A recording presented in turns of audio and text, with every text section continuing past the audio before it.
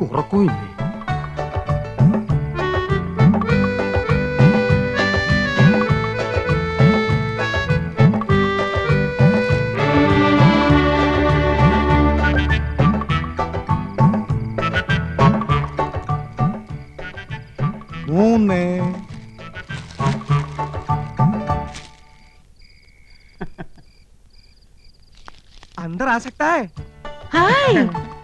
என்ன சார் இந்த நேரத்துல? कुछ नहीं யமுனா ராணிக்கு இஷ்டப்பட்ட ஆப்பிள் பசந்த் है ना? Thank you. மணி என்ன தெரியுமா? இன்னெடுத்த பாடம் காணாத படிச்சோ. அது கேட்கவா வந்தீங்க? சொல்லுங்க, வந்த விஷயம் என்ன? என்னமோ மறைக்கிறீங்க.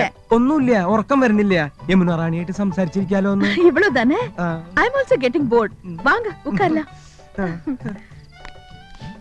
உங்க வைஃபையும் கூட்டிட்டு வந்திருக்கலாமே. അതൊക്കെ നമുക്കൊരു ശല്യാവില്ലേ? യമുനേ, അയ്യോ എന്റെ അനിയൻ, അവൻ എന്തിനാ ഈ നേരത്ത്? ബദ്മാഷ്, കുലുകപ്പെട്ട. நீங்க இங்க வந்தது அவங்களுக்கு தெரியாதா? ഇല്ല, ഞാനിപ്പോ ഇവിടെ നിൽക്കുന്നത് അവൻ കണ്ട പ്രശ്ന. அதனால என்ன? വേണ്ട, അവൻ അറിയണ്ട. ഞാൻ ഈ സോഫയുടെ പിന്നിൽ ഒളിച്ചോളാം. അവനെ പെട്ടെന്ന് ഒഴിവാക്കിയാ മതി പ്ലീസ്. വായി നോക്കിയാണേ. ഹലോ യമുന റാണി. ഹലോ ഗോപൻ സർ, நீங்களும் ஏதாவது கிஃப்ட் கொண்டு வந்திருக்கீங்களா? എന്ന് വെച്ചാ വേറെ ആരെങ്കിലും ഇതുപോലെ എന്തെങ്കിലും കൊണ്ടുവന്നാച്ചാ? என்னோட ஒரு ஃபேன் இப்பதான் ஆப்பிள் கொண்டு வந்து கொடுத்திருக்காரு. ഓ യമുന റാണി, ഇതുപോലെ അണ്ടനും അടകൊണ്ടനും കൊണ്ടുവരുന്നു വാങ്ങിക്കരുത്. യമുന റാണി ഒരു ലോല ഹൃദയാണ്. അത് മനസ്സിലാക്കാനുള്ള വിവരം ശ്രീകൃഷ്ണമൂർത്തിയാർക്കില്ല. உங்க பெரிய அண்ணன் கொண்டு வந்தா? അവൻ അണ്ണനാ. പൊണ്ണൻ എന്ന് പറയുന്നതാവും ശരി, വെറുതെ ചാപ്പാട്. ചക്കപ്പഴത്തിൽ ഈച്ച പൊതിഞ്ഞ മാതിരി. അവരൊന്നും യമുന റാണി അടുപ്പിക്കരുത്. ஆமா, நீங்க என்ன கொண்டு வந்திருக்கீங்க? യമുന റാണിയുടെ സൗന്ദര്യം ഇതുപോലെ എന്നെന്നും നിലനിർത്താൻ, 17ന്റെ സൗന്ദര്യം പൂത്തുലയാൻ ഞങ്ങളുടെ ലേറ്റസ്റ്റ് പ്രോഡക്റ്റ് മേനി മിനുസ കസ്തൂരി. ആമാ, ഇത് என்ன വില? വിലയോ? ഇതുപോലൊരു ചിരി മതിയല്ലോ.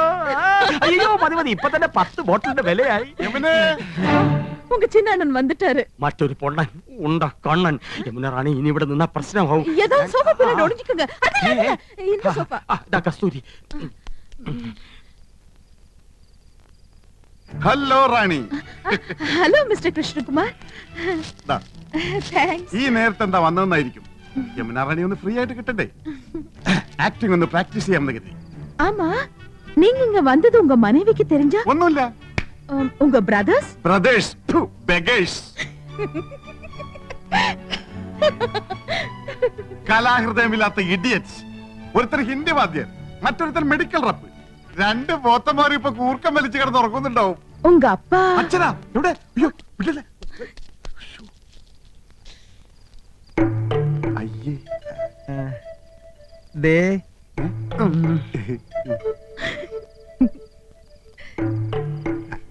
അതെ, ഞാൻ കാറ്റുകൊള്ളായിരുന്നതാ.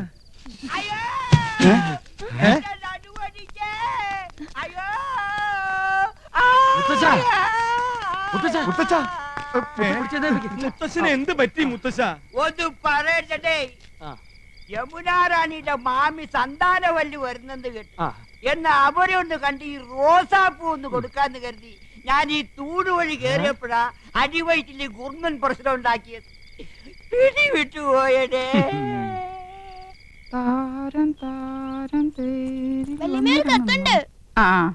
വീട്ടിൽ നിന്നായിരിക്കും. അച്ഛനും അമ്മയും വരണമെന്തോ.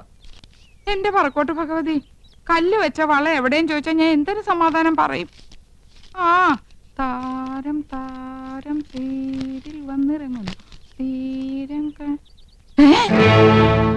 എന്താ?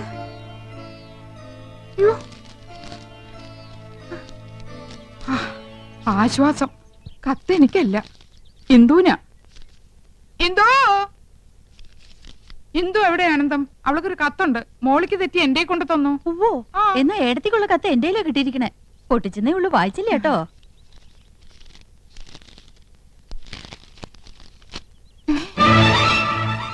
രണ്ടും ഒരുപോലത്തെ കത്ത്. നിനക്കൊരു കത്തുണ്ട് എന്തോ. കത്ത് എവിടെ എടുത്തി?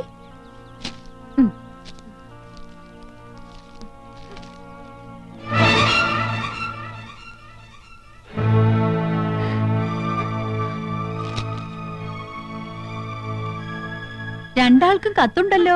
കൗസല്യടുത്തിട്ട് വീട്ടിൽ നിന്നാ? നിനക്ക് ആരുടെ കത്താ ഇന്ദു?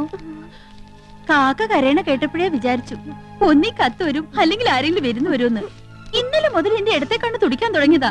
അപ്പോഴേ വിചാരിച്ചതാ ആരുടെങ്കിലും കണ്ണീര് കാണേണ്ടി വരുമെന്ന്. എന്താ ഇന്ദു വിശേഷിച്ച്? ഏടത്തിയുടെ കണ്ണു തുടിച്ച ഏടത്തിയ കരയേണ്ടത്. ഏടത്തിക്കുണ്ടൊരു കത്ത്, അത് എനിക്കാ കിട്ടിയത്. ദാ വായിച്ചു നോക്ക്.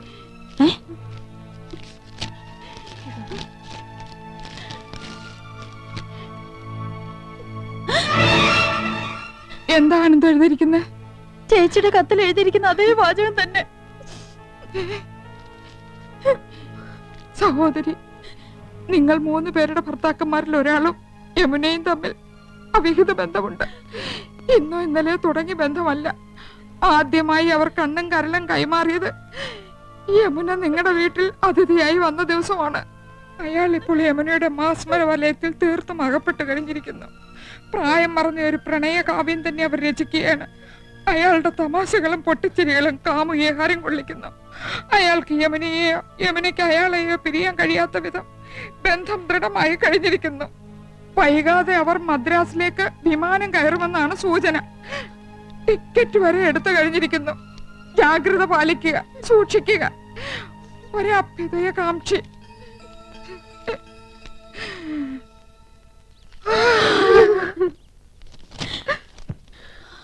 മൂന്നാൾക്കും ഒരേ കത്ത്. എന്തായാലും എന്റെ നന്ദേട്ടനാവില്ല. 5 പിള്ളേരെ എന്നെ ഉപേക്ഷിച്ച് നന്ദേട്ടൻ എങ്ങും പോവില്ല. കൃഷ്ണേട്ടനല്ല, അല്പം സിനിമാ ഭ്രാന്തുണ്ടെങ്കിലും ഇങ്ങനത്തെ വീക്ക്നെസ് ഒന്നുമില്ല. ഗോപേട്ടൻ പോവാൻ ഇമ്മിണി പുളിക്കും. യമുനേക്കാൾ ചന്തം എനിക്കുണ്ടെന്ന് ഇന്നലെ രാത്രിയും പറഞ്ഞതാ. ഡാർജിലിംഗ് ഡാർജിലിംഗ് എന്ന് അത്രയും വിളിക്കില്ല. ഇനി നന്ദേട്ടനായിരിക്കുവോ? കൃഷ്ണേട്ടനാവോ? ഗോപേട്ടനാണോ? ആരായിരിക്കും ആ ഒരാൾ?